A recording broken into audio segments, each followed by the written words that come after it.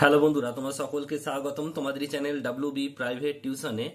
আজকের এই ভিডিওতে আমরা রায়ামার্টিন প্রশ্নবিচিত্রা 2025 ক্লাস 6-এর ইতিহাস বিষয়ে যে তোমাদের দ্বিতীয় ইউনিট টেস্টের জন্য 4 নম্বর স্কুল রয়েছে 270 নম্বর পেজে।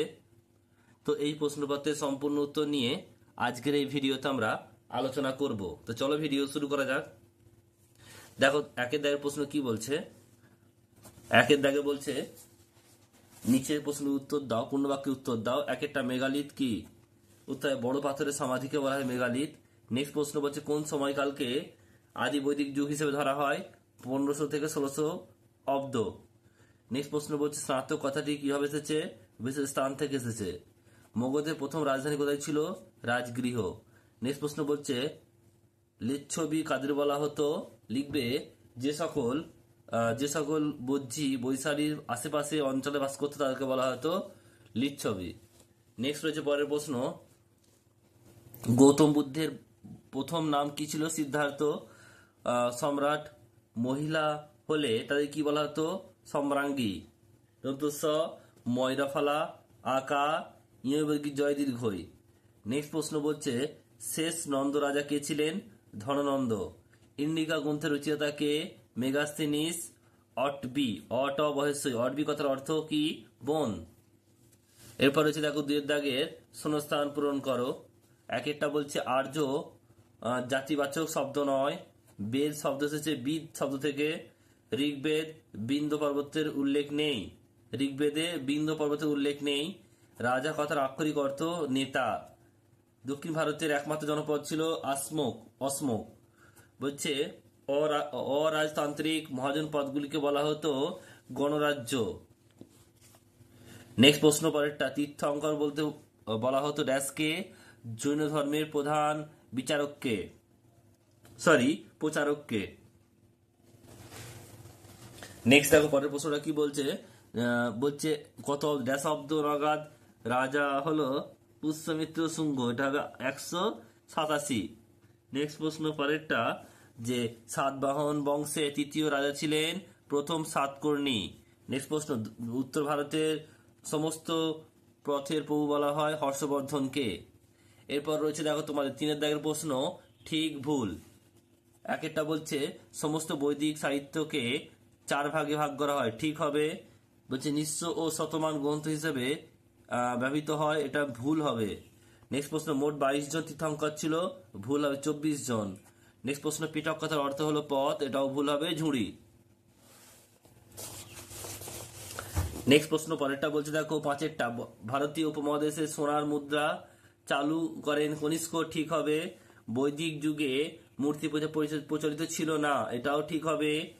বলছে অথর্ববেদকে সংহিতা বলে ধরা হতো না, এটা ভুল হবে। নেক্সট রয়েছে পরের প্রশ্ন, 29 বছর বয়সে সিদ্ধার্থ সংসার ত্যাগ করেন, এটা ঠিক হবে। কনিষ্ক 75 খ্রিস্টাব্দ শাসক হন, এটা ভুল হবে, 78 হবে।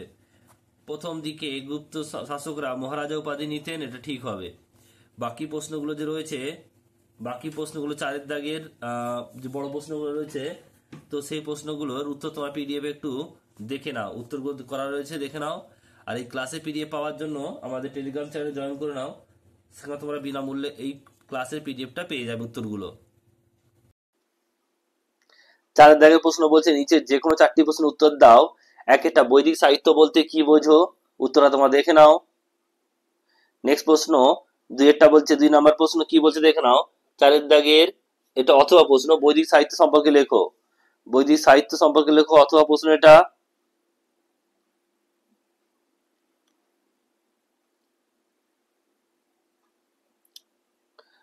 বৈদিক সাহিত্য সম্পর্কে লেখো অথবা রয়েছে দেখে নাও, উত্তর তোমরা দেখে নাও।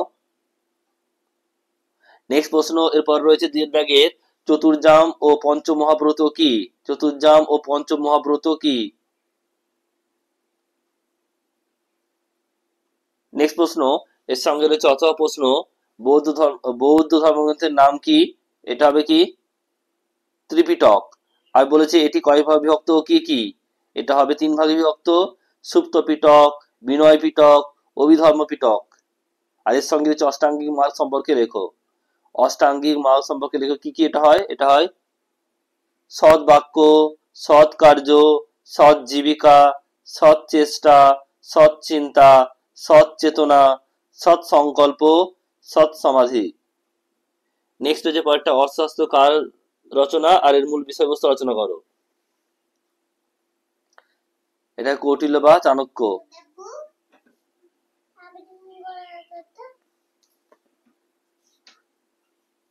এটা অর্থশাস্ত্র কার রচনা এর মূল বিষয় কি, এটা হচ্ছে কৌটিল্যের। আর এই বিষয়টা দেখো, দেখে নাও কি রয়েছে। নেক্সট হচ্ছে এর সঙ্গে অথবা প্রশ্ন, অশোকের ধর্ম বলতে কি বোঝো, ধর্ম বলতে কি বোঝো, এটা রিপিট প্রশ্ন তোমাদের।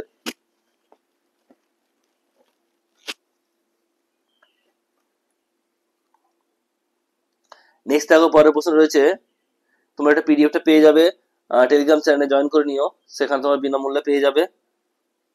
নেক্সট প্রশ্ন রয়েছে দেখো সঙ্গেই, এটা হচ্ছে 4 দাগের প্রশ্ন, হর্ষচরিত কার রচনা, এই গ্রন্থে কি আলোচনা করা হয়েছে। হর্ষচরিত হচ্ছে বাণভট্টের রচনা আর এর বিষয়টা হচ্ছে দেখে নাও। 5 নম্বর প্রশ্ন বলছে, সাতবাহন বংশ শাসকদের শাসন পদ্ধতি আলোচনা করো।